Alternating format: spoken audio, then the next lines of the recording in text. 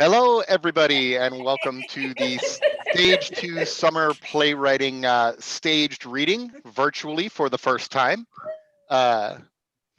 As everyone is aware, obviously, COVID has changed a lot of how we do things. So this year we are trying something new with some very fancy new technology to try to get our staged reading out to everybody.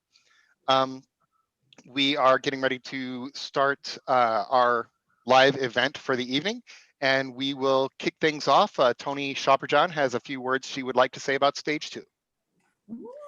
Hi. Hi, good evening, everybody. My name is Tony Shopperjohn. I'm the president of the Stage 2 board.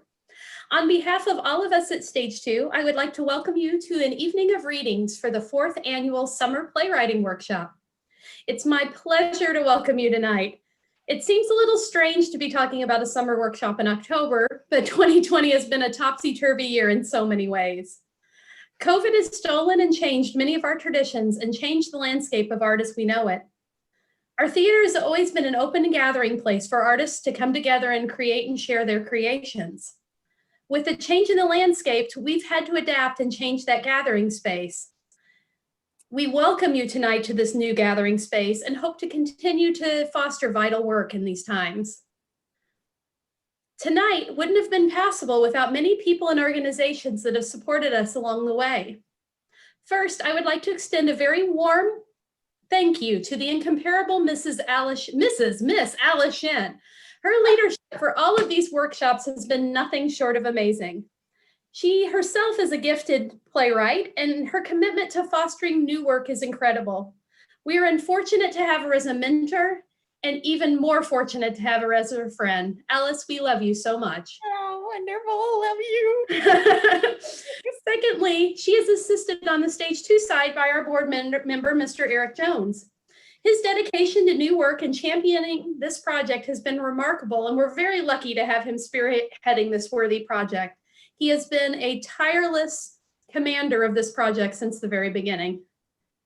We're exceptionally fortunate this year to be supported by funds from the Indiana Arts Commission and the Arts Council of Southwestern Indiana.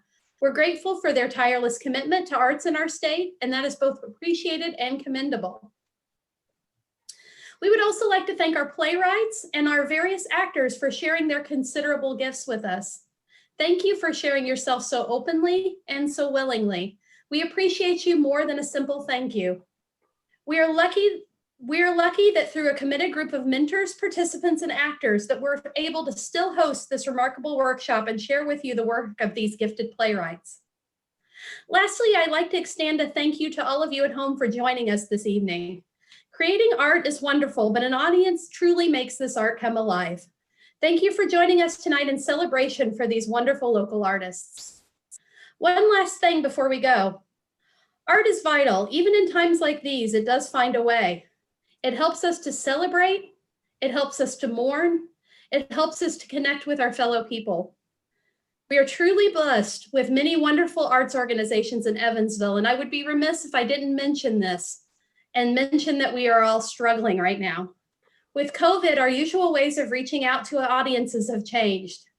My challenge to you tonight is to show support and love for these organizations that lift you up. Support can come in many ways, and it can come in the way of partaking their production in whatever form that may be.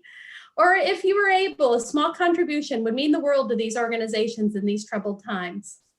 Also, sharing these events and telling your friends is another way you can show your love and support. We appreciate the support now more than ever. And as per my usual, I am thrilled to be able to share some other arts projects that are currently going on this very weekend. This weekend, our friends over at Evansville Civic Theater are closing their weekend out with Waiting for Godot. It plays tonight, tomorrow, and Sunday at Wesselman Park. I will be there tomorrow, so come out and say hi. Children's Theater of Southern Indiana are presenting their first original script. They're presenting it virtually, and it's aptly titled The Show Must Go On. That is available for purchase right now. The University of Southern Indiana is virtually presenting another aptly titled Songs for the New World. Both of these productions are online, and they can be found both on their websites or their Facebook pages. Theater Workshop of Owensboro has continued to do fine work with the community as well throughout this. Follow them on Facebook to see the ways that you can help and see their quality productions as well. And now I turn this over to the capable hands of Alice and Eric to introduce tonight's artists and explain the voting procedure. Thank you for joining us, and I can't wait to see this great art. All right. Thank you so much, Tony. Okay, so I generally open the reading with some serious and pretentious remarks about art and life and power. And if you want some of that mood dampening shit, you can read my extensive program notes. There's a tiny URL link in the YouTube video description and on our Facebook event page. But since 2020 hasn't been kind to anyone, I think I'll keep it light with some good news. So many of you know and remember our very own Andrea Morgan-Dale, a wise scholar and talented playwright. Her birthday was this past Sunday. And just yesterday, she received her posthumous Bachelor of Arts degree in philosophy from USI. So let's congratulate her. Yay. I think Morgan would have undoubtedly been here with us tonight, and we're so happy to keep her spirit and memory alive through celebrating our creative work. So this reading event is usually in person and at the beginning of August, but due to the influx nature of art and theater in pandemic times, we haven't been able to share our work with you until now. For nearly 3 months, since mid-July, we have been new and in-zoomed, holding all our sessions remotely through Zoom and even remotely recording many of the plays you'll see tonight. And thanks to the tireless tech savvy of Eric Jones, we 5 playwrights are broadcasting to you live through several layered connections of digital sorcery. I can't even begin to understand the magic Eric works. We will be interacting with each other on Zoom throughout the evening, and we hope you will engage with us as well by typing into the YouTube chat to the right side. I don't know, the right side of the screen. So, you know, even though we can't be with each other in person, you get to have a unique theater experience right from the comfort of your own home. So grab a beverage, maybe some popcorn and a blankie, and settle in to view the fruits of our labor. But it's not just about us. You, the audience, have a say in the outcome of tonight as well. So here I'll toss the baton to STAGEtwo board member and workshop founder, Eric Jones, who will tell you about the digital voting process. Hello, everybody. So just to remind everybody, you do get to have your say in the outcome of this workshop. Every year we have this workshop, we present our excerpts from our short plays, and you, the audience, get to vote on which play you would like to see produced. Due to the way we are presenting the show this year, the voting is going to be online. We are using an online Survey Monkey survey, and that link will be posted in the chat on the YouTube video after the 3rd play has been read. So basically, I'm going to force you to watch at least 3 plays before you go out and vote. That voting will be live until Sunday evening at 11:45 p.m. Is the last vote that will happen. It is online voting. It is set so that you can only vote one time. So please go out and vote for your favorite show. Essentially, we're doing ranked voting the way that we always do. So you will rank the show that you most want to see as number 1, and the show that you would least like to see out of these as number 5 out of the 5 shows. So that's really all I have on that. So without further ado, we will go ahead and start with our first video, our first recorded play. So Erin Tomlinson is going to hop on here and announce that play for us. Eric Jones is a playwright, watercolor artist, novelist, actor, and director. His first play, The Proscenium, was the co-winner of the inaugural STAGEtwo Summer Playwriting Workshop and was produced at the end of that season. He has also founded the Winter Short Workshop, a mini festival in which playwrights work to write, cast, direct, and present 4 productions of 20-minute short plays, which had their first annual production in February of 2020, before COVID turned the world topsy-turvy. Eric's play Rocket Girl was inspired by a comic book project he worked on about 10 years ago. And he took on the challenge of trying to adapt it into a play within the limitations of what a small community theater could accomplish. His cast features Sydney Shripka as Bobby Wire, Rocket Girl, Mark Atchison as George Wire, Jasmine Withrow as Juby Wire, and Mark Klim as the TV announcer. Reading stage directions is the lovely Alice Shen. Rocket Girl, an unproducible one-act play by Eric Jones. Cast of characters: Bobby Wire, or Rocket Girl, a 15-year-old superhero fangirl, lives with her grandparents. George Wire, Bobby's daughter and grandfather. Jubilee Wire, George's no-nonsense wife and Bobby's grandmother. TV announcer, a high-strung TV announcer. Scene and time: somewhere in the present day, on an Earth that once had superheroes, no longer does, and has a technological level about 10 to 15 years behind ours due to a global catastrophe in the 80s. George Wire. Rocket Girl Scene 1. Setting: Jubilee Wire. Bobby's bedroom. George's no-nonsense. The stage is set with a bed, nightstand, dresser, posters on the wall of old-time superheroes in action, a TV and VCR on one end of the room facing the bed. The back wall of the bedroom is a projector screen. At Rise, Bobby is sitting at the foot of her bed, holding a remote control. The projector screen shows the back wall of the bedroom. Centered on the screen is a large picture window. Bobby clicks the remote control. The back wall projection changes to a representation of what she's watching on the TV. This can be live action video, photos, or even comic book style art panels. The projection shows Big Brother and Rocket Woman on what appears to be a tropical island in battle with the mad mentalist's henchmen. Bobby speaks in voiceover. Centered on the screen is a large picture window. Back in the day, Bobby everybody wanted to be them. The back wall projection changes to a close-up of Big Brother and Rocket Woman in heroic poses after having knocked out the last of the henchmen. Big Brother and Projection Rocket shows Woman. Big Brother and Fighting Rocket Woman evil, on what battling appears to be a villains, tropical you know the island drill. in battle with the Big Brother and Rocket Woman defeat the henchmen and advance on the Mentalist's outdoor lab, where Mad Mentalist is standing at a console of a rocket on a launch pad. And their arch nemesis, the Mad Mentalist. Projection changes to Mad Mentalist's finger slamming down on a button. Think Nutty Professor meets Dr. Frankenstein, and you'll be pretty. And their arch nemesis, the Mad Mentalist. Eric, we can't hear you. Okay, everybody, sorry about the technical difficulties. Give me just a moment to try to work this out. Are we still live? We are live now on the Zoom meeting. And the Zoom meeting is now live on the screen. So give me just a second. Did we interact? Give me just a second, guys. We're live on YouTube right now. Okay. Hi. So yeah, it's not opening night without some kind of bad stuff happening. And it's the first time that we're doing this. Yeah. It went pretty well for the first 5 minutes. Yay. But you look good, Sydney. Yes, you did. Sydney did look good. So was it like my voice like looping back around in it?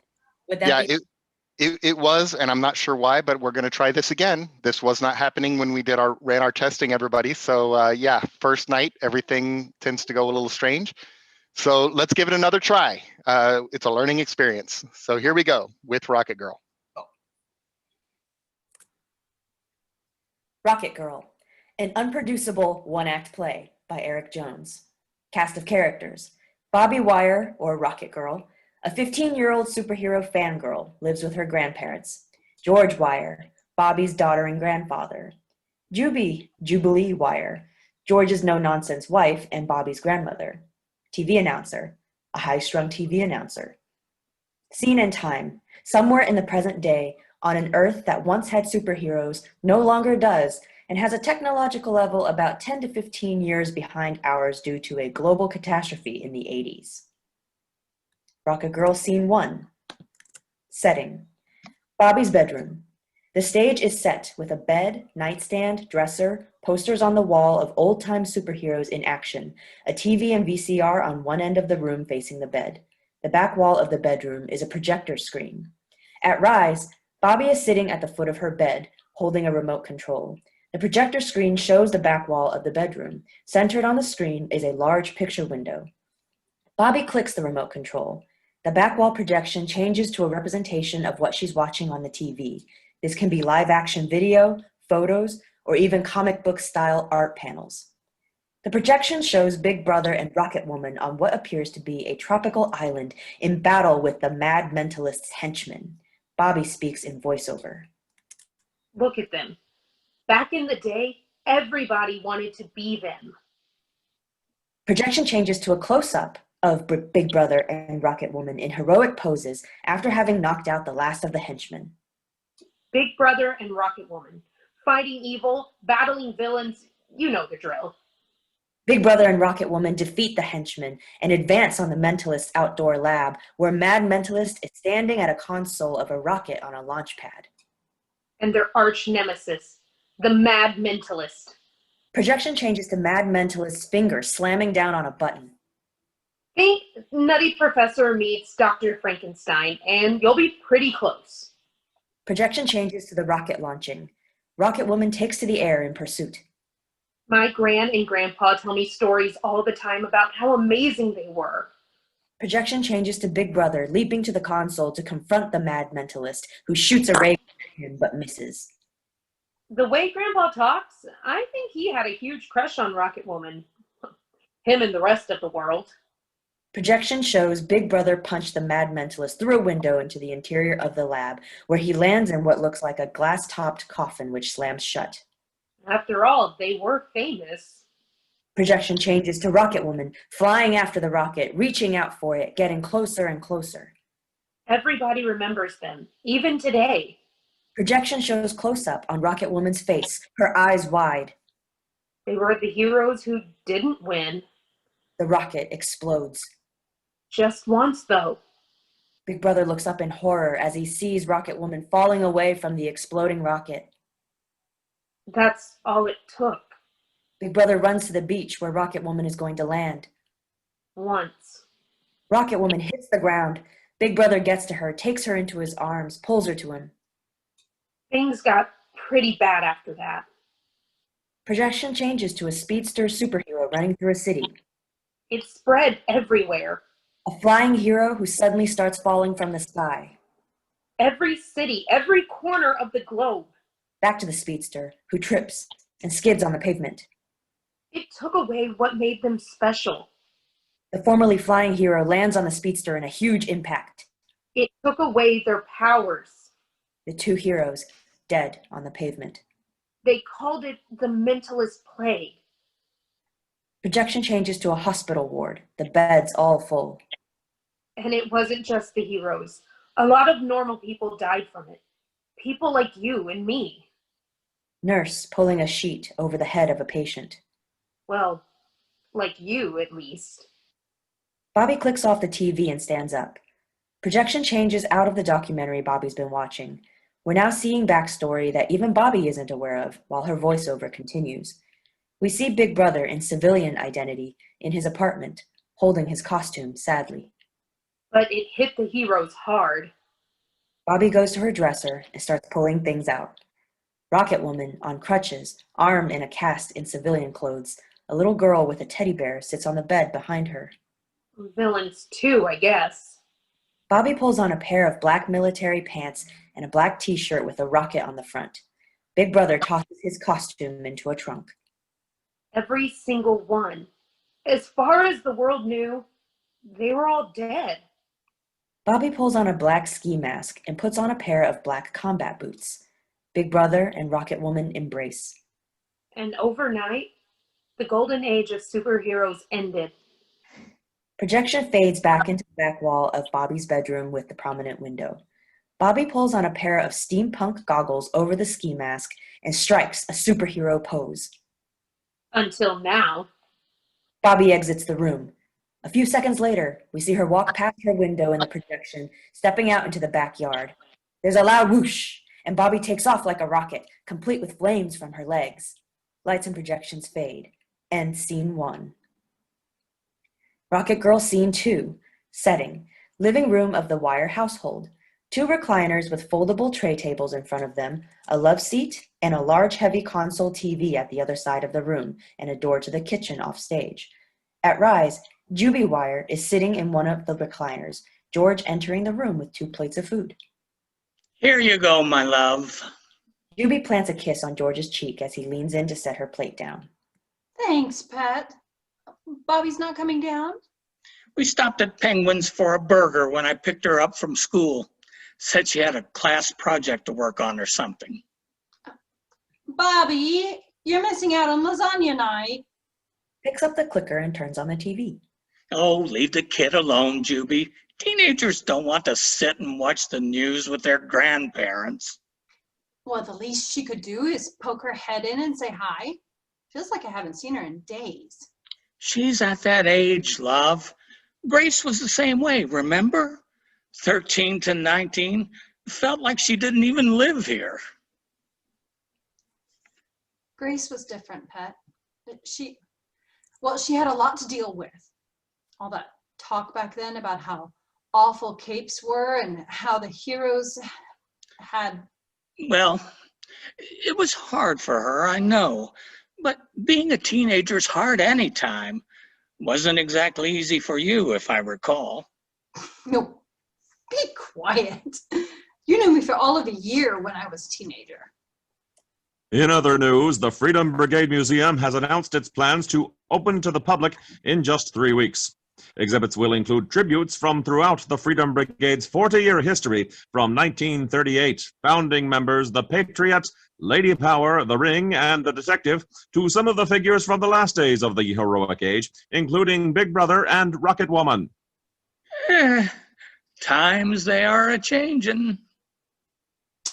I don't think they're ever going to change enough, Pet. The announcement was met with protests by the Anti-Cape Coalition. The ACC has lobbied against what they have called a rewriting of history by the Freedom Brigade Museum. The ACC claims that the museum is endorsing vigilantism and glorifying Big Brother and Rocket Woman, and makes comparisons to Holocaust denial. The Orwell Chamber of Commerce announced today that, one moment, I'm being interrupted with a breaking story. A disturbance in downtown Orwell. Ladies and gentlemen, there appears to have been a disturbance downtown with... Is this a joke? There's what? Okay. Ladies and gentlemen, we are receiving reports that a flying girl has been seen in downtown Orwell just a few minutes ago. This can't be right. She was seen flying after a van at high speeds and throwing fireballs. I'm being told we have video taken from a bystander's cell phone. It's queued up now. Roll video. Sounds of squealing tires and small explosions, a car chase from the TV. George, are you... Yeah, I see it. What in the... And here we see, yes, there's some kind of fireball from the figure in the sky striking the back of the van. Let's see that again. Same sound sequence, announcer talking over it. Yes, a flying girl, and ladies and gentlemen, I don't know what to say. Are you sure this is legit? This isn't some kind of... Ladies and gentlemen, I'm being told we have additional footage. Go ahead, Jim, roll it. Well, that's a getaway van if I ever saw one. Hush, George. Ladies and gentlemen, we apologize for the quality of the footage. This is from a security camera at 8th and Chestnut. Here we see the van swerving out of control. It's come to a stop, and yes, 4 people have exited the vehicle. They appear to be... They're armed and wearing ski masks. And now, holy shit, did she just... Yes, ladies and gentlemen, that video shows what appears to be a masked girl descending from the sky and confronting the armed men. And, oh my God, ladies and gentlemen, they shot her. They killed... Wait. That hurt, you son of a bitch! George and Judy talking over their tray tables. Bobby! Freeze it, Jim. Okay, back it up, 10 seconds. Right there, freeze it. Ladies and gentlemen, she's all right. She's clearly... I can't believe I'm saying this, but she's bulletproof. As you can see in this still image, her mask has been completely shredded by the gunfire. Ladies and gentlemen, that's the face of the first super-powered human being to be seen in 30 years. Now we'll go to Bonnie Marsden on the scene. Bonnie. George and Juby look at each other and back at the TV, and then Juby runs through the kitchen door. We hear her running up the stairs. George seats himself on the love seat, his head in his hands. Juby re-enters a few moments later. George, she's not up there. Of course she's not. She's on the damn TV. Don't be stupid, George. That was a taped video. She's, let me think, downtown is 7 miles.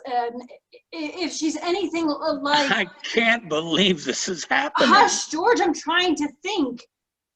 I'd say no more than 2 minutes if she came straight. George, get a hold of yourself. 2 minutes if she... Where is she? Her face. It was all over the news. Her face. They saw what It was grainy video. I doubt anybody recognized her. Why didn't she tell us? What the hell does she think she's doing? Of course she didn't tell us. What's she going to say? Oh, by the way, Gran, turns out I have superpowers? But honey, I think we have to... We're going to have to... Oh, no. Nope. No way. We don't have a choice, George. We have to. We said we never would. What would be the point, we said? You saw what it did to Grace all those years, how it ended. We said we weren't going to put her through that. George slams his fist into the coffee table. It splits in half. George? I know. I was going to tell you, it's okay. It's only been a few weeks, but I've been getting stronger. Me too. What? What do you mean, you two? You mean yours have... You mean, why didn't you tell me? Well, you didn't tell me either. There's a thud from upstairs. Bobby? Bobby, honey, is that you? Are you okay up there? Oh, we have to tell her. Yeah, Gran, I'll be down in a minute. I need to put some stuff away. George and Juby stare at each other for a moment, and then George's shoulders slump in defeat. George turns off the light switch, and the stage goes dark. There's some rustling, a few thuds, some straining sounds and grunts, a little ad-lib sounding like people trying to put on clothes that are much too small for them. Then we hear a door open. Hey, Gran, Pop, why are the lights off? The lights switch on to illuminate George standing next to the light switch, having just turned it on. He's in full, ill-fitting Big Brother costume, and Juby is in full Rocket Woman garb. There's something we need to talk about, sweetie. Lights fade, and scene 2.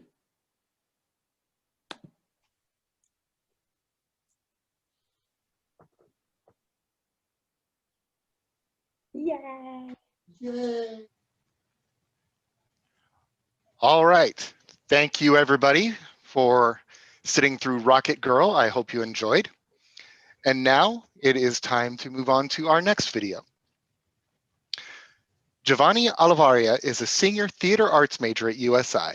He is fascinated by the power of a playwright has to voice his life story through characters that act as an extension of his psyche. The soon-to-be graduate believes that written work has power to manifest happy endings and answers to life's most difficult questions. Jovanni wrote Letter to Jericho as a sort of love letter to his future self, reminding himself that there is beauty in closure and growth after pain. He wishes to remind his audience that every person deserves love and forgiveness. He dedicates this piece to Andrea Morgan Dale. Her love and creativity will forever be an inspiration. Cast of characters: Jericho, 24, male, homosexual, raised in poverty as a child, played by Cole Heinrich. Silas, 23, male, bisexual, raised in well-off household, played by Eli Young. River, 22, a ditzy opportunist, played by Zoe Hunter. Ivan, 26, male, homosexual, quiet manager of Jericho, played by Daniel Moser. Scene 1. Setting. Recording studio booth. You can't seriously be considering this. A letter from your ex asking you to sing at his wedding? This is the kind of stuff that would go in the spam folder. Isn't it thoughtful, though? Out of all of the famous singers out there, he chose me. I think it's the highest honor I've received in a long time. This is not the time for sarcasm. Not only would you have to fit this into your schedule somehow, but we both know they couldn't possibly afford to book you for a wedding. But I love weddings. So what? So I'll cancel whatever show is set around March 20th and sing at the wedding. For free. Are you drunk? 1 glass of wine or 1 glass of water still would result in the same decision. Think about the press. What if some crazy bit of your past is leaked by one of these yeehaws and the whole world finds out who you are? Who I am? More like who I was. Like 4 years ago. Plus, we all know Demi Lovato's past and we still love her. God. So this is actually happening. I mean, I guess you can drop me if you want. Go manage Demi or something. I hate that you know that I wouldn't do that. You pay me too much. Sure. That's totally why you wouldn't leave. Whatever.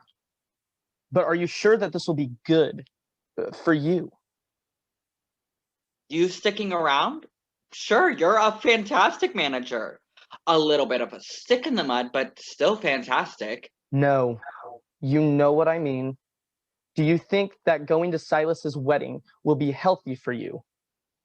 Are you prepared to see him after all this time? Asking the tough questions today, aren't you? I'm probably not. That's why I have to do it. The past few years have been filled with excitement at every turn, but things have kind of gotten stale. This sounds like the most thrilling thing I've done in a while. Whatever you say, Daredevil. I'll probably ask again in the morning if you're still dead set on this, which I'm sure you will be. But for now, good night. Heads to the door, leaving the room. One more thing. Yes? Would you go with me? Why would I? Yeah, I'll be there. Lights fade.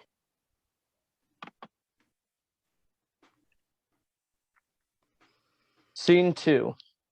At Rise. Silas is in a room putting on the finishing touches of his outfit and observing himself in the mirror. The sound of faint music can be heard in the background. River rushes to the door. Silas, are you in here? Yes. Silas hears River fiddling with the doorknob. No, don't come in. River opens the door. Get out. River steps back out and closes the door. Sorry. It's fine. You look gorgeous. I'm just trying to keep away the bad juju. You seem to be fighting pretty hard then. I hope you're not having any second thoughts. No, it's not that. It's just a bit of anxiety. Were you wanting to talk about something? I don't mean to make you feel any worse, but this whole Jericho thing is shaping up to be interesting. In I know. a scary way. I know. What? I said, how so? Oh, well, from what I'm hearing, he seems to be the center of attention out there. Maybe that's just because they haven't seen you yet. How sweet. But I'm pretty sure it's because there's a mute celebrity lingering around the chapel. It's as if he's here, but not here all at the same time. It really does sound so mysterious. It makes me wonder. Wonder what? I don't know. It's nothing. Anyways, my dad says if I keep thinking too deeply into everything, our marriage will be too tense to function. We all know I'm not the brightest star in the Milky Way. Come on, babe. Now's not the time to be feeling bad about yourself. I heard what they were saying about me. Your siblings were joking to you about me being a little clueless, and you just laughed with them. It's okay. I know it's true. I'm sorry. I didn't mean. I don't think you're a. River Why swings is open he- the door. Why is he here? I want to hear it from you. River, No, just tell me. you already know. Kyle and the girls thought it would be funny to invite a famous person as a joke, just to see what would happen. But why him?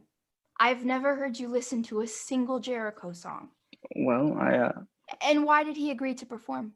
And for free? publicity, maybe philanthropy or. And how come, even after losing his voice completely, he still showed up? Silas, what is going on? I don't know. I came here right now because I wanted to see if you would just tell me the truth. We're getting married today, and you're more worried about superstitions than you are about secrets. I already know the truth, though. I'm not mad. I understand why you wouldn't want me knowing. What do you know? The other night, your mom wanted to show me all of these old photos she had put away in some of your boxes. And we're flipping through them, and I get to see pieces of you, so many stories that you never told me. High school plays, days at the beach. Then I get to this one family photo that made me do a double take. I mean, everyone was there, along with their names. Your mom and dad, Rodney and Becca, you, and someone else named Jerry. He looks so familiar to me for some reason. No sooner had I realized who it was, your mom snatched the photo album from me and played it off as if there was another picture she needed to show me right away. I didn't need the details to know who it was. Promise it was just supposed to be a joke. We didn't even think he'd see the letter, let alone come. If it was only supposed to be a joke, what was the punchline? I get that he's a star, but I suppose even he's not impervious to feeling jealousy or melancholy. But to even try to get him to feel those things just seems so immature to me. Maybe I did it because I was jealous of him. I don't know. Jealous that he's famous? Or jealous that he's happy? I am happy. I wouldn't be here if I wasn't. I really hope so. Because I am too. And I wouldn't be okay with myself knowing that you're not. I know. We need to be out there soon. Let's just focus on us for the rest of the night, and we don't have to worry about superstars messing with our heads. That sounds perfect. Wait, is he really a superstar? What's the difference between star and superstar? Oh, it's not important. Let's just get back in a moment. Oh, okay. River closes their eyes as if waiting for a kiss. Silas grabs the veil behind River's head. I suppose that's my cue. I'll see you in a bit. Love you. Don't get nervous. See you in a bit. Lights fade. Scene 3. Setting. In the garden. Do you really want to know the truth? Well, I think I know the truth now. It's a miracle. So you created this stupid fucking lie that you lost your voice just so you could show up to my wedding like some celestial being that silently graces the mortals. Ugh, that sounded just like something you'd say. But seriously, what the fuck is wrong with you? You're still insane. Having the nerve to show up to my wedding, dressed in whites too. River was upset about it, but I didn't say shit. I didn't need the tension on my wedding day. Guess that was unavoidable. Why the hell aren't you saying anything? Clearly your voice is fine. Oh, I was just waiting for you to finish. Maybe I should just stick with addressing everything you just said. The whole showing up like a celestial being thing struck with me as a bit overdramatic, but I kind of like it. As far as showing up in white, well, it's one of my favorite colors. To me, it was kind of poetic to wear white, like a straitjacket in an insane asylum. Call me crazy. Also, you seem all worked up over me ruining your big day when a minute ago you were saying you regretted getting married today anyway. I never said I regretted getting married. You kind of did, but okay. Fuck you. Are you satisfied now? You got what you came for, right? You got the petty little revenge you always craved. This isn't what I came here for. Is it not? No. Sure, the irony was unexpected, but it's only bittersweet. I came here fully prepared to see you be wed in ignorant bliss. I wanted to see you in what happened to be the happiest moment of your life. Maybe in that moment you could look at me in the same room and feel joy instead of fear. Please spare me the bullshit. For once, you would ignore the crazy person in the room and just live in the euphoria of the night. I had to jump on the opportunity for both of us to have the last moment of one another be a happy one. a decent one at least. But obviously, I was not about to perform at the wedding of a man who ruined my life. Believe it or not, I found my dignity between now and the last time you saw me. It was that important to you? But you had to come all this way. Is it just the closure you needed so badly? Well, I thought it would be, but it clearly didn't turn out how I expected it to. I'm sorry. Now you're sorry? You were always sorry. But please, tell me, what are you sorry for in this moment? I'm just sorry that I kind of thought the big surprise I can talk was a bit humorous at first. I should be taking this seriously, so I'm sorry. Yeah, so funny. Your presence alone was one of the few things keeping everyone excited. I'm sorry. No, I'm sorry. You are? I don't fucking know. I know that what you went through because of me clearly messed you up. And that's where I'm going to stop you. That's another reason why I had to do this. You've always gone back and forth between not caring at all about what happened to me and feeling bad for what you feel you put me through. It's not fair, and I'm putting a stop to it. I messed myself up. I'm the one who put myself through that torture. I recovered from myself. You didn't hold the gun to my head. I did. So let that sink in and alleviate whatever false guilt you conjure up, but I will not allow you to be the symbol of my pain. So please, don't get all emotional. I really hope I didn't ruin this day for you. I didn't think we'd end up having this conversation. I may not have killed myself, but a piece of me died after what happened with me and you. At least for a while, I thought it did. In reality, that piece of myself was still in your possession. I just came here to get it back, and I'm not sorry for that. I've always been confused by you. Your mind is something I will never understand, but I know what you're saying makes sense somehow. It's not like I have the energy to argue with you more about it, but I know how stubborn you can be, Jerry. I know. We both can be. One reason we didn't work out. And it's Jericho now. I'm not calling you that. Where did you even come up with that? You're still little old Jerry to me. I hate you. Don't flirt with me. You're married now. Okay. Totally not flirting though. I will say I have missed you. Not in a romantic way, of course, but it did hurt me to block your number all of those years ago. I didn't give you much of a choice. This idea that I had to pretend that this super important person to me no longer existed was unbearable for a while. But here we are. Look at us. We're both still real. We're both okay.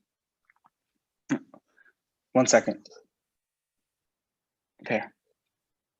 Your number is officially unblocked. You know I don't have the same phone number, right? Give it to me. Here's my current one. But don't go giving it away to any fans. I have to change it way too often.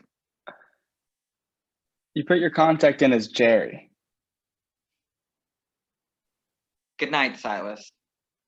Congratulations on your big day. Lights fade.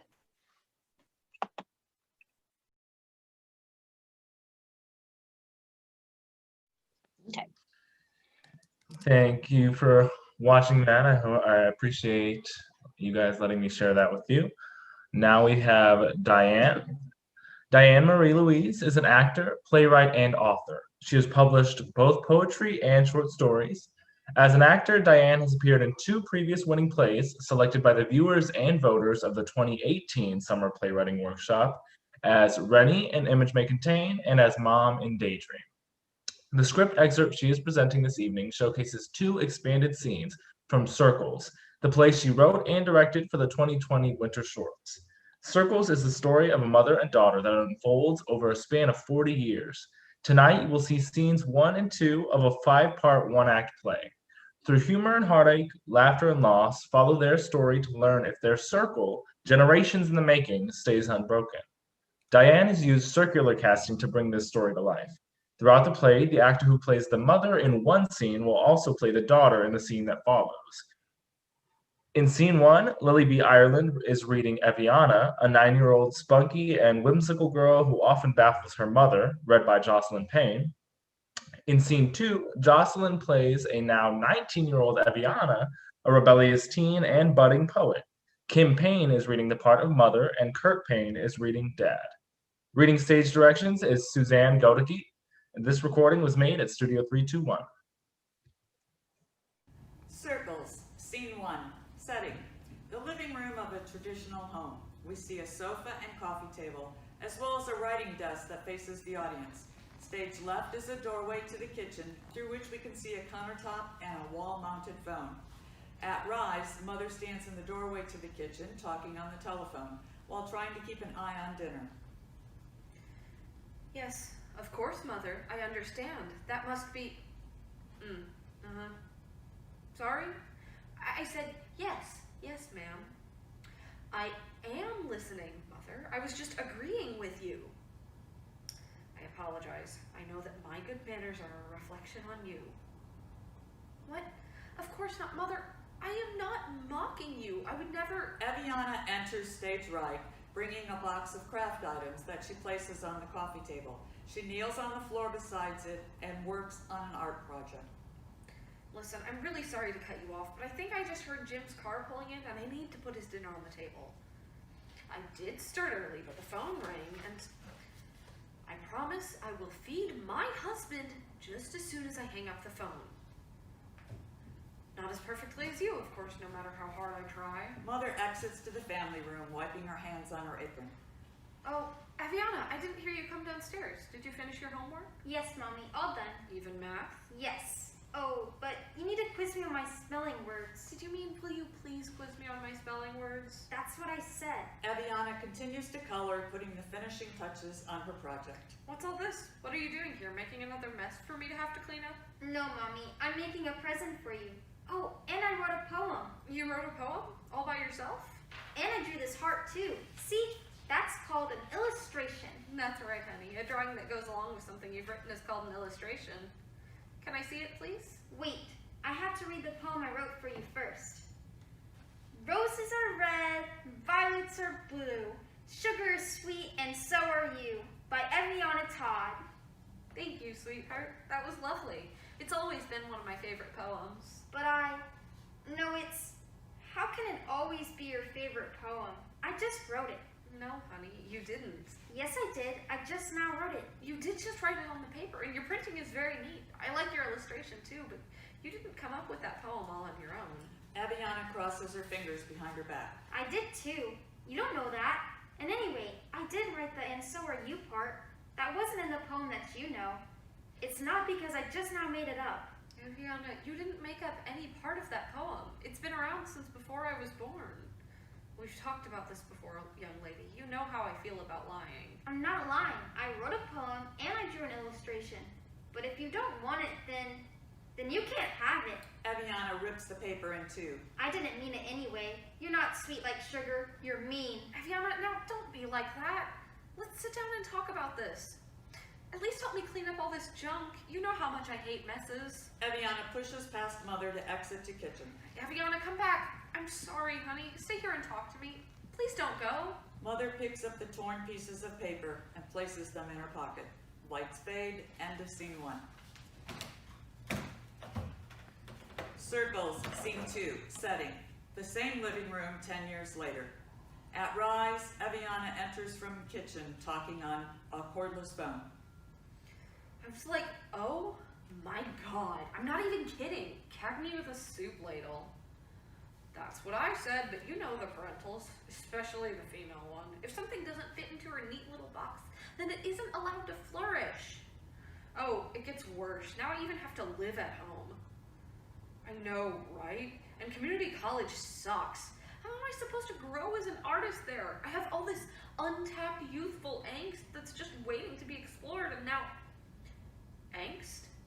A-N-G-S-T? What's your damage? Mother enters from the kitchen. I have to go. It's home. Eviana sets the phone on the coffee table and concentrates on writing in her notebook. Hi, Evie. I didn't know you were home. I almost didn't see you there. You should turn on a light or you'll ruin your eyes. Eviana continues to write. My name is Eviana, Jane. You and Jim can call me Eviana. I'm aware, Eviana, since I'm the one who named you. And I suppose your sarcasm is better than the silent treatment, but you're upset with me, not your father. Show some respect. Respect is earned, not guaranteed. And I'm pretty sure Dad named me, but whatever, I'm busy. Eviana moves to the writing desk. Busy? Doing what? Writing another one of your poems? I hope this one doesn't get you expelled from community college. The tuition that we paid at the university wasn't refundable, you know. That was not my fault.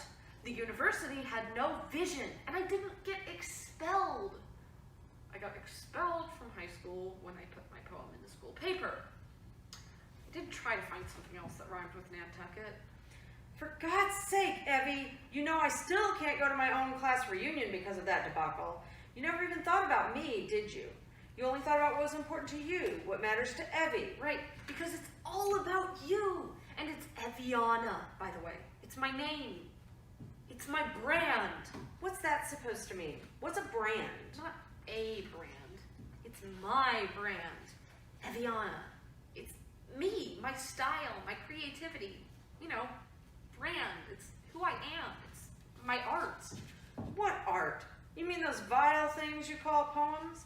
Your father and I have tried to tell you. At least Dad reads them without being snarky. We can even dialogue, but you won't even try. You won't discuss my poetry with any civility. Well, you can listen as well as you hear, you know. That's good. I should write that one down. Huh. Someone beat you to it. Again. Say it loud, say it clear. You can listen as well as you hear. Mike and the Mechanics. I just heard it on the radio. Catchy tune. God, you never give me credit for anything. I'm a poet, even if you don't want to admit it. A Blade Through Putrid Flesh was already published, and My Barren Heart Drips Black will be out next month. You published that crap yourself through that underground rag you created. Doesn't count if no one actually reads your book. Right, like you would ever read a book of my poems, let alone buy one. Way to be supportive, Jane. Eviana! Correct! Congrats! Now leave me alone so I can work on this. All right, I'm willing to listen to dialogue. Why don't you read me something you've written then? Something that doesn't involve weapons or body parts or demons from hell. Eviana slams her notebook. I can't wait until my next book sells out at the coffee shop. Then I can move out of here and I won't have to listen to your crap anymore. Evie! Eviana! Please don't be that way. Please don't go. Mother reads a page and shakes her head. Dad enters from the kitchen. Trouble in paradise? Don't you start. I'm sorry. I know things have been pretty contentious between you two lately. Only for the last 19 years. Well, 18. The first 12 months were pretty blissful. I just meant that I know things haven't been, well, easy since Eviana moved back home. And I understand that this is your house and you want things the way you want them. But Eviana was out on her own and is used to some independence. What are you saying? That I'm controlling? You always take her side. Just for once, I could use a little backup here, Jim. I'm not taking anyone's side. I'm just trying to smooth things over between you two. When it's clearly none of my business. He picks up the pages that Eviana has left there. Well, her poetry is certainly colorful. It's disgusting. Honestly, I don't know why you encourage her. Well, maybe sometimes a cucumber is just a cucumber. What? I didn't see that one. Good. Dad tucks that poem away under the others. Seriously, I don't know why we're even paying for a college education. She needs to take classes where she can support herself when she graduates. Creative writing and modern poetry won't do her any good in the real world. They're all part of a well-rounded education for any profession. I mean, she's taking calculus and chemistry, but she probably won't need them at all. Well, then maybe we should pull her out of school and all of her classes are worthless. Or have her take secretarial courses, something that she can actually use in the future. I'm not saying a college education is useless. I mean, I took a lot of classes I didn't need to graduate. I see your point. I'm willing to give her another year to find herself before we make a decision. I need a minute to walk off some of this tension. Mother exits as Eviana enters opposite. Hey, kiddo. How's things? They suck. Thanks for asking. Eviana flops down on the sofa next to Daddy. Mother is really on my case. It's not fair. On your case about what? About helping around the house like you promised? Like picking up after yourself? Dad hands the pages of poetry to Eviana. Oh, sorry. I got mad. She's just so hypercritical of everything I do. Your mother has high expectations for you. Maybe she's a little more critical than you'd like, but do you think you might be just a little oversensitive? Just think about it. Fine. I'll think about it. Upstairs. Eviana takes the poetry pages from Dad and quickly exits as Mother enters from the kitchen. Was that Evie? She's mad at me, you know. Again. She came down to pick up the poems she left out. Of course. She cleans for you. She won't do anything for me. Just a suggestion. Maybe you could, I don't know, ask her to do things rather than telling her. I mean, she's been sort of used to making her own choices. She may need to ease back into your routine. But I'm sure you two can reach some sort of compromise. Why should I have to compromise? This is my house. Oh, I know. I just meant that as long as we all have to live under the same roof. You cuddle her. Maybe, but I can't help it. He rises to leave, kissing Mother softly on the cheek as he begins to exit to kitchen. Sometimes she just reminds me so much of you. Dad exits while Mother stands, mouth open, speechless. Lights fade, end of scene 2. And we're live. Thank you. Hope you enjoyed it. Alice Shen is a college English professor, playwright, actor, musician, and now podcast co-host of Going Terribly, a weekly conversational comedy improv show with Doug Sharp. Her full-length play, Image May Contain, was a co-winner of the 2018 workshop, and her 2 companion one-acts, The Conversation About the Keys, was produced by Civic Theater Underground in 2016. She's doing pretty much everything online now, and she's happy to see that the theater and creativity are still thriving in the age of quarantine. Alice's dark dramedy, 4 Squares, is set during a Zoom meeting, and it explores the fraught sociological relationship between physical place and digital space. Her cast features Nicole Maurer as Charlene, Cameron Jordan as Jane, Cyrus Williams as Kent, and Anitra LeRae Donahue as Danya. Reading stage directions is Wendy Brown. 4 Squares, a one-act play by Yuli Alice Shen. Cast of characters: Charlene, a woman in her 40s. Jane, a person in their 20s. Kent, a man in his 40s. Danya, a woman in her 50s.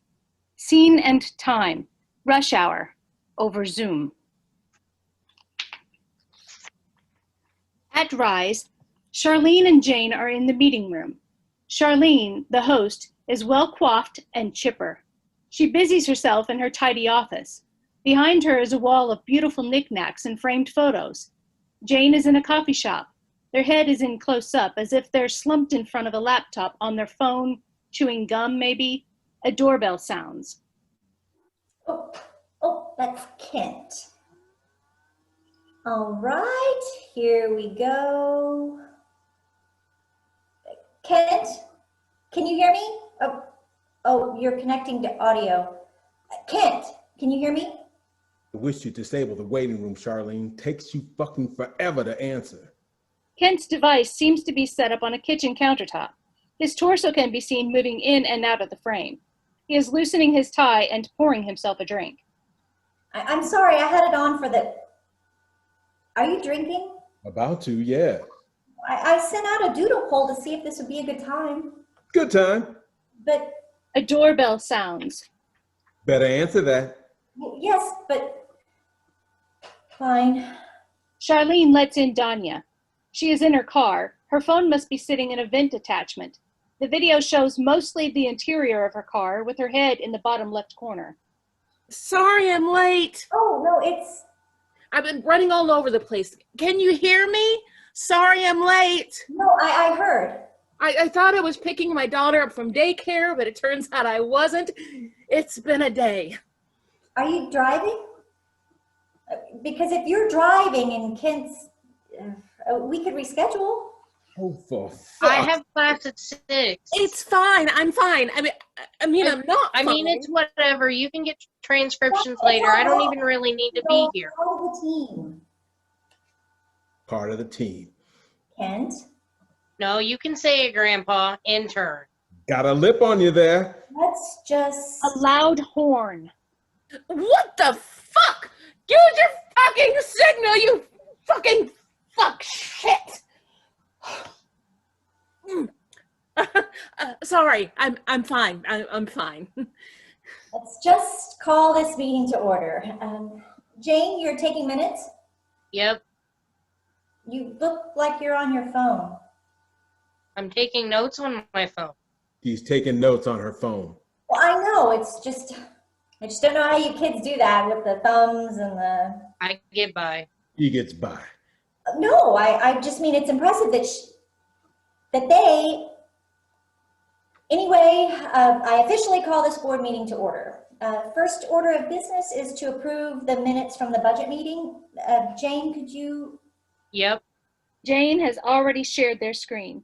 Oh, you're so... Anyway... Everyone peruses the minutes, except Danya. Danya, are you able to... Just go on without me. We don't even have quorum anyway. But... I'm fine. I'm sure they're accurate. You spelled my last name wrong. No, I didn't. Kent, stop baiting her. Jane, stop baiting Jane. Just trying to keep her sharp. So what happens if we don't have quorum? Well... No one the fuck knows. Danya! It's true. Robert Rules of Order are utter crap. Creates a semblance of us having our shit together. Hear, hear. No, wait a minute. So what's the point of me taking minutes? Records, posterity, legal repercussions. Come, Charlene. You're just saying words now. Well, yes, Kent, I am just saying words now because words are what we say. Now, do I have a motion to approve? Motion. A second? Second. All in favor say aye. Aye. All opposed say nay. Nay. You can't vote twice, Kent. I just like saying words. Any abstentions? I guess I'll abstention. Moving on to new business. Land acknowledgement. Giselle from Human Resources distributed a memo earlier about giving acknowledgement to the Indians. Acknowledging the land of the Native Americans. Indigenous peoples. Right. Acknowledging the land of the indigenous peoples at all company functions. Banquets, town halls, fundraisers. This isn't any of those things. Well, I thought we could practice. I don't know where I am. Just from the office, okay then? You can't be that far from the office that you're on different land. So Giselle drew up a little thing and said we could workshop it if we need to. Okay, ready? Tabor Mead Enterprises resides on land that once belonged to the Lenape, Miami, and Potawatomi Indians. We give thanks for their stewardship. Once belonged sounds bad. It never didn't belong. Oh, I see. And do you have any suggestions on how we can change that? Just like resides on the land of whatever, whatever, and whatever. I see. She makes the changes. Tabor Mead Enterprises resides on the land of the Lenape, Miami. Is that how that's pronounced? Miami? Lenape? It's not Lenape? Could be Lenape? Could be Lenape. Well, it could, yes. I'll look it up later. How about that? Lenape, Miami, and Potawatomi Indians. We give thanks. Indians? Oh, right. Tribes. Potawatomi tribes. We give thanks for their stewardship as we bring forth new developmental technologies and job opportunities in this area. What exactly is stewardship? I don't exactly know, I guess. Me neither, but isn't it reversed? Aren't we the stewards? How can you know the reverse of something if you don't know the thing itself? Jane, any thoughts? Why are you asking me? Oh, okay. How about we put a pin in that for now? Just skip that part for now. We give thanks as we bring forth new developmental technologies and job opportunities in this area, and we hope to continue a fruitful relationship with leaders and innovators descended from our storied past. Sounds like a lot of bullshit to me. I agree. Well, we can't just do nothing. Why not? Not saying that you should do nothing, just don't sugarcoat things. Storied past sounds like something made up. Well, it's a common phrase. History. Historied? I mean, not like story, make-believe story. There's just like no mention of genocide or anything. Is genocide a thing we should mention? Don't you know? It's all rape and genocide and ethnic cleansing all before breakfast. Christ, Kent. So we should mention killing the Indians? Yeah. Okay. But like in a way that's not self-pitying, more like celebratory. Celebrate killing the Indians? No, like owning it, that it happened. But now new things are happening, so... Okay, can you put all that in the minutes and then I can forward them to Giselle and she can brainstorm with her people and they can put together a clean draft for later. Sure. I appreciate it, Jane. Next up, financial report. Our Chops for Chop fundraiser brought in about $5,000. Still in the black this quarter with about $650 in petty cash. Reconciling accounts with Marty on Wednesday. About 5,000? 5,000 in nuts. 5,000 in what? And change. I'm looking for the financial reports in my emails, but I don't think you sent it. I didn't get anything either. Like I said, I'm meeting with Marty on Wednesday. Well, reconciliation should be done before our meetings. Well, we had to reschedule our meeting, didn't we? You sent out a doodle poll and everything. Fine, Kent. Touch base with me on Thursday. Can't Thursday, client lunch. Fine. Friday? Getting dinner work done Friday. I didn't mean in person. I meant over Zoom. I can email you. Well, just come to my Zoom office hours. I'll email you the report. A loud horn. Shit! Oh my goodness! Holy Danya! fucking Danya, shit! what the hell?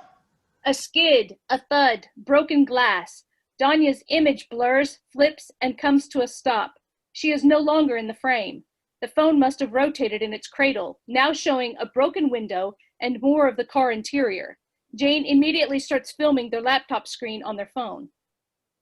Shit, that was intense! Danya, you all right? Oh my god. Should we call the cops? Should we call the cops?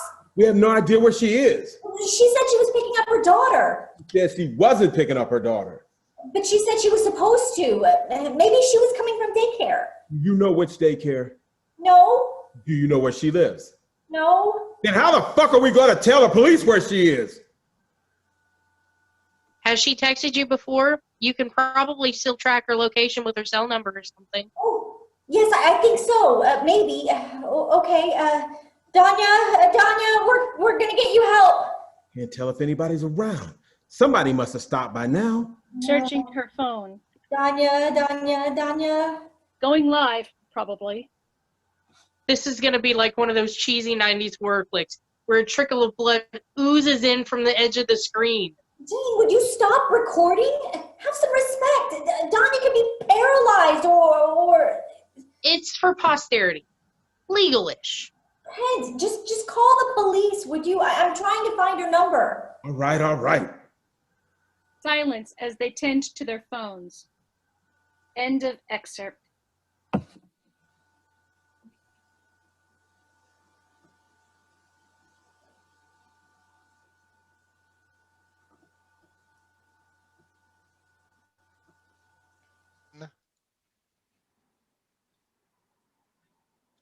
Right. Thank you. Erin Nicole Tomlinson is a 26-year-old transgender actress, singer, makeup artist, and a growing seamstress. She enjoys theater and being on stage as it makes her feel at home. Erin has been on stage since kindergarten and had her first solo at the age of 8. Erin wanted to express herself through the art of theater, so she gave playwriting a shot. Her play is called TRANS-Pective and it tells the story of herself and how things were hard for her when she first started her transition. She changed it up and decided to have her play take place in a high school, even though she was already out of school at the time of her transition. Cast of characters: Danielle, a 16-year-old transgender student played by Cinder Dyer. Mom, mother of Danielle, played by Rose Pirate. Dad, father of Danielle, played by Anchor Pirate. Mrs. Haywood, the school teacher, played by Diane Marie-Louise. Angela, a student, played by Rose Pirate. Martha, a student who is dating James, played by Kira Jean Irons. James, a student who is dating Martha, played by Anchor Pirate. Samantha, a student, played by Tiffany Morgan. Reading stage directions is Alice Shen. Transpective by Erin Nicole Tomlinson. Scene 1 takes place at Danielle's home. Danielle writes in her diary. Dear Diary, today is the first day at my new school, and I'm scared I'm going to get teased. I don't know what to expect, but I hope I can have a normal day. Also, I hope I get to make some friends today. Danielle, honey, it's almost time for you to go to school. Yes, I'll be down in a sec. Okay, hurry up, honey. Don't want you being late on your first day. Okay, here I come. Continuing writing in diary. Well, my mom is calling me to take me to school, so wish me luck. XOXO, Danielle. Danielle comes into the living room where she is met with her mom and dad. Brad, are you really going to go to school dressed like that? Richard, her name is Danielle, so please. I'm sorry, be but I'm not nice. sending my son to school looking She's like not that. your son, she's your daughter, and there's nothing wrong with the way she's dressed. Why do you always have to be so mean? Why can't you accept me the way Mom does? I don't have time for this, and I'm about to be late for work. I will deal with this later. Richard! Dad slams the door as he leaves. Mom talks to Danielle. Honey, don't listen to your father. He just doesn't see you the way I see you. I just wish you would let me live my life. This is who I am, and I'm not changing for nobody. Come here, honey. They hug. Can I tell you something? I'm kind of scared to be going to a new school. How come, sweetie? I'm scared that the kids will make fun of me and bully me. I already called the school and told the principal about you, so the teachers are all aware. They informed me they will not tolerate bullying towards you. Really? Yes, honey. I want to make sure my child is protected as much as possible, so I did what any mother in my situation would have done. Thanks, Mom. You're the best. Scene ends with a hug. Scene switches to Danielle at school, but before Danielle enters the class, she writes in her diary. Dear Diary, today is the day, but I'm scared that I'll get bullied even though the teachers already know about me. I don't know what to expect walking into this classroom, but I hope today will be just a normal day with normal people. Well, class is about to start, so here goes nothing. XOXO, Danielle. School bell rings as the students are chattering. In walks Mrs. Haywood. Settle down, class. Class, settle down. So did you hear about Brenda and Joe getting caught in the bathroom? OMG, yes. I can't believe they thought they were going to get away with that, especially in a school. Girl, word going around the schools, they both got expelled, and just think they were seniors in high school, and now they have to do senior year at a different school. Right. Danielle walks in the classroom, and Haywood walks over to her. Class, listen up. Class today, her name is Danielle. Danielle, please take your seat. Danielle sits between Angela and James. Danielle? More like Daniel. James, that was Whatever. What are you going to do about it? Thought so. Class, who can tell me about fluid mechanics? Anyone? Martha, what about you? Can I pass? Okay, James, what do you know? Yo, is this even necessary? Yes, it's basic physics knowledge. What about you, Danielle? It's basically the branch of mechanics that deals with the properties of fluids in various states and how they react to forces acting upon them. Nobody needs to know it all, bro. It's literally right there in the book. Hey, don't get smart with my boyfriend. Why don't you just go back to where you came from? Martha, stop being so mean. She hasn't done anything to be treated this way. Thanks for sticking up for me. I've been dealing with bullies since I've started high school. You're welcome. I just hate to see people being so mean to other people. That's why I jumped in. I'm Angela, by the way. I'm a junior here. What grade are you? I'm also a junior. Cool. Maybe we'll have other classes together. I can be like your tour guide and I can help you find your classes. Would appreciate that. Martha and Samantha throw paper balls at Danielle. Stop it. Ow, what's your problem? Guys, that is enough. I will not tolerate this mess in my class. Leave me alone. Make me. Guys, stop it. That's enough. Hey, James, you have one more time to act up and then it's straight to the principal's office. Behave. Mrs. Haywood puts an object on the desk. Class, this is Newton's cradle in motion. One ball is set in motion and it connects with the rest, conveying the energy throughout the other balls, eventually to the last ball, which is set in motion. I want all of you to pair up and recreate this using other objects. Danielle, do you want to be my partner? Sure, I'd love to. So, Danielle, I have a question. What is it? Are you a he/she? You know, like one of those guys who dresses like girls because you look like one. I can tell from a mile away. What kind of question is that? Why are y'all being so mean? You know nothing about me. Face it, bro. You're not welcome here, so you just need to go back to where you came from. James, that's it. I'm sending you to the principal's office now. Leave my class. But I didn't do anything. Now. She points to the door. Whatever, man. This is ridiculous. He didn't do anything, Mrs. Haywood. Do you want to be next? No. Oh, just stop before she sends you to the office next. I absolutely will not tolerate that type of behavior in my class. Anyone who acts out of line will also be sent to the office. Do I make myself clear? Yes, Miss Haywood. Mrs. Haywood goes and sits at her desk while she looks over papers. The scene switches to the students. The students are talking softly so the teacher can't hear them. So, where did you move from? Moved here with my parents from Indiana. Indiana. What part? I came from a small city named Evansville. It's not very big, but to be completely honest, I miss it. You do? Yeah, I have all my friends and family there, plus I've gotten used to the way people saw me there. I've been called all the names in the book you can think of, all the way from fag to tranny, but I learned to not let that knock me down, and then they just started to leave me alone. Now I'm in a different state with different people who aren't used to seeing people like me, and right off the bat, I'm getting called names again. Starting to get the best of me. That's not right. Nobody should be judged just because of how they look or how they choose to live their life. I just wish people would leave you alone and let you be who you are. I know, but hopefully one day the world will see that being trans is not as demonic as they made it out to be. On a different note, I'm finally able to start hormone replacement therapy soon. What's that? It's where the doctor prescribes you cross-gender hormones. I'll be taking estrogen and blockers. What are blockers? It's a medicine that is used to lower my testosterone in my body, so there will be room for the estrogen to work its magic. Wow, that is so cool. Yeah, it is, but it also comes with side effects like risk of strokes, cancer, and other major issues. But I get blood work done so the doctor can make sure I stay in a safe zone. Danielle, may I ask you something? Sure, what's up? What made you want to live like a girl and take hormones?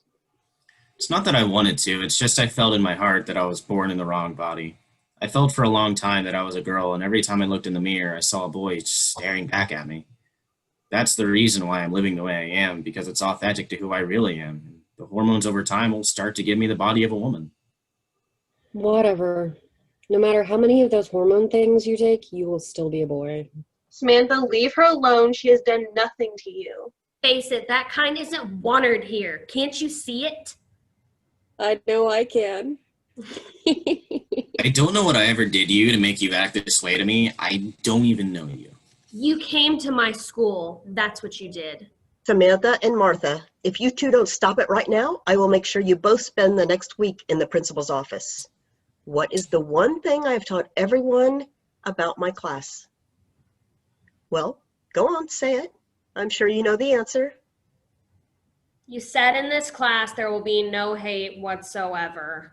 That's right, because I'm all about love and respect. Hey, look what I found. It's an article about animals and insects. What's your favorite animal?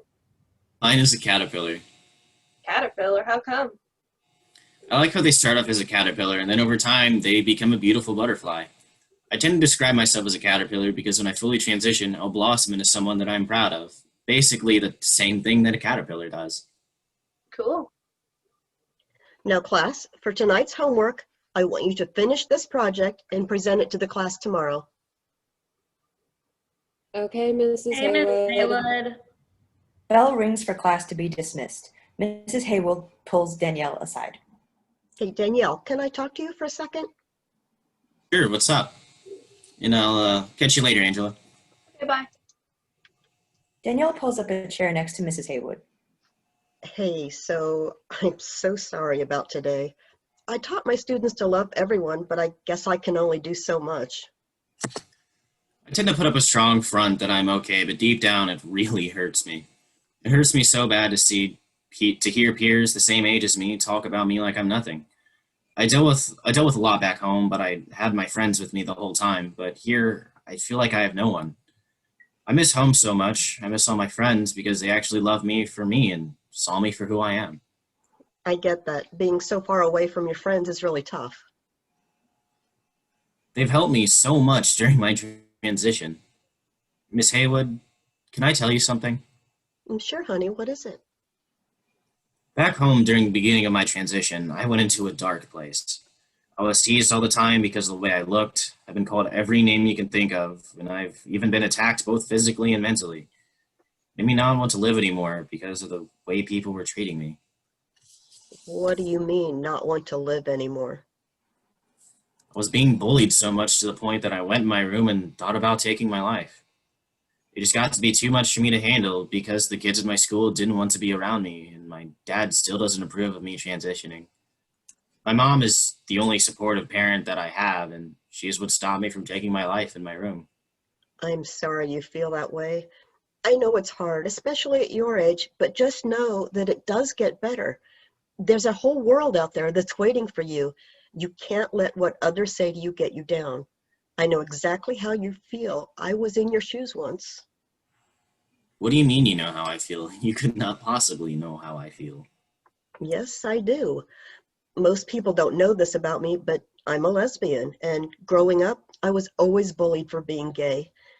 I was the kid nobody wanted to sit by or even talk to because they thought they were going to catch the gay. That's why I get so defensive when classmates are being rude to you, because I was once in your shoes. That must have been hard for you because it sure is hard for me. Yes, it was, but I had friends who were always by my side when I needed it the most. I do too. Well, did have friends by my side. They're back home in Indiana, and I talk to them all the time on the phone, and they try to keep me from going off the edge when things get too hard. That's good that you're still able to talk to them. Hey, listen, I have to get to my next class now, but if you ever need to talk to me about anything or you need me to help you, just let me know. I will try my very best to make sure the students won't mess with you anymore. They hug. Thank you. You are very welcome, dear. Mrs. Haywood gets up and leaves the room. Danielle speaks out loud what she writes in her diary. Dear Diary, today started off very rough, like very rough, and right off the back I was teased by my classmates. I didn't show emotion towards them because I didn't want them to know that their words really hurt me. I kept up a stern face and I stood my ground. I also made a new friend named Angela, and she was defending me when no other students would. That was really nice of her to do, as she didn't know me at all, but she was willing to defend me.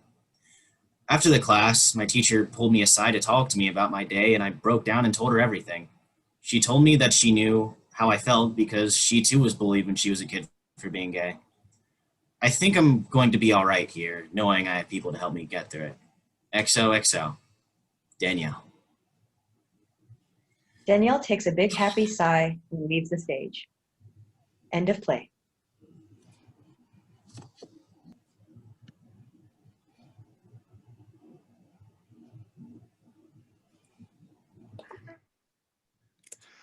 All right. Woo! Yay!